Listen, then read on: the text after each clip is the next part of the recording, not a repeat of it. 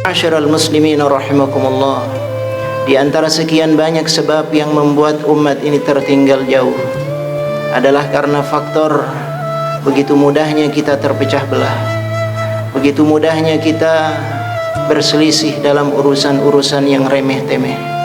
Kita tidak bisa bersatu, kita tidak bisa menunjukkan ukhuwah di antara kita.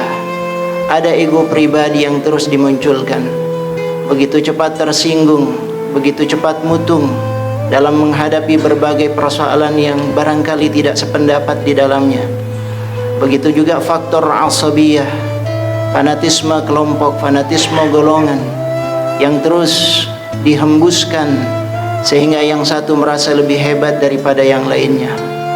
Mulai muncul perasaan merendahkan, meremehkan, lalu menghinakan orang-orang yang tidak sekelompok dan segolongan dengannya.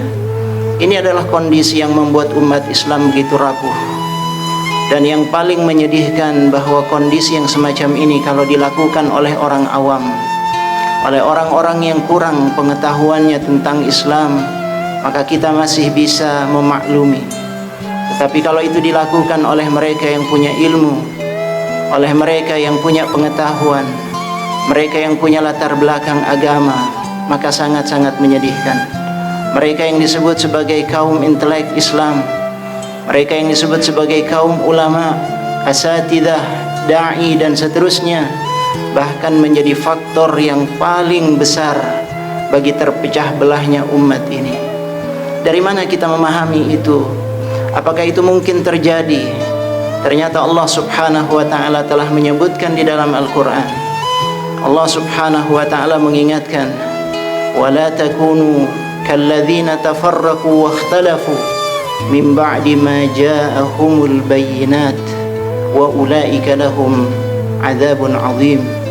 Kata Allah subhanahu wa ta'ala, hati-hati kalian, jangan sampai kalian seperti orang-orang terdahulu.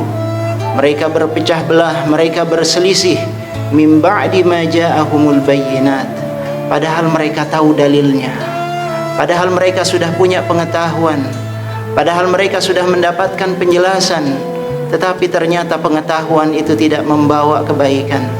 Pengetahuan yang mereka punyai, dalil-dalil yang mereka miliki, alih-alih justru membuat mereka menjadi orang-orang yang saling merasa hebat dibandingkan dengan yang lainnya. Tidak membuat mereka tawadhu, tidak membuat mereka toleran, tidak membuat mereka lapang, tidak membuat mereka bisa menerima perbedaan.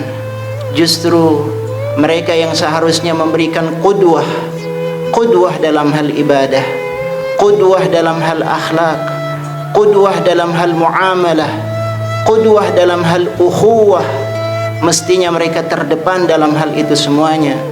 Justru kita sekarang ini sangat prihatin dan sedih karena justru hal itu muncul, perpecahan itu muncul dari orang-orang yang disebut sebagai da'i, sebagai ulama dan seterusnya.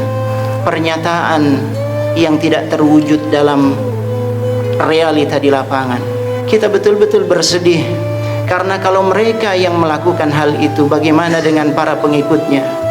Bagaimana dengan para murid-muridnya? Kalau mereka sudah memberikan contoh, memprovokasi dengan pernyataan-pernyataan yang sangat-sangat tidak elok dan tidak beradab, bagaimana dengan para muridnya yang berada di grassroots, di bawah? Kita bisa menyaksikan benturan sangat hebat di antara mereka. Saling klaim kebenaran antara satu kelompok dengan kelompok yang lain, luar biasa.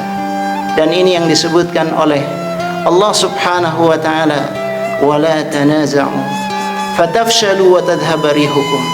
Kata Allah subhanahu wa ta'ala, jangan kalian berselisih, jangan kalian bercerai-berai, jangan kalian berpecah belah. فَتَفْشَلُوا, kalian akan gagal, kalian akan gentar, kalian akan kehilangan kekuatan. Kata Allah subhanahu wa ta'ala, wasbiru, sabarlah menghadapi kondisi yang ada. Allah bersama dengan orang-orang yang sabar, terus berada di dalam kebenaran, teguh dalam berpegang pada panji Allah subhanahu wa ta'ala.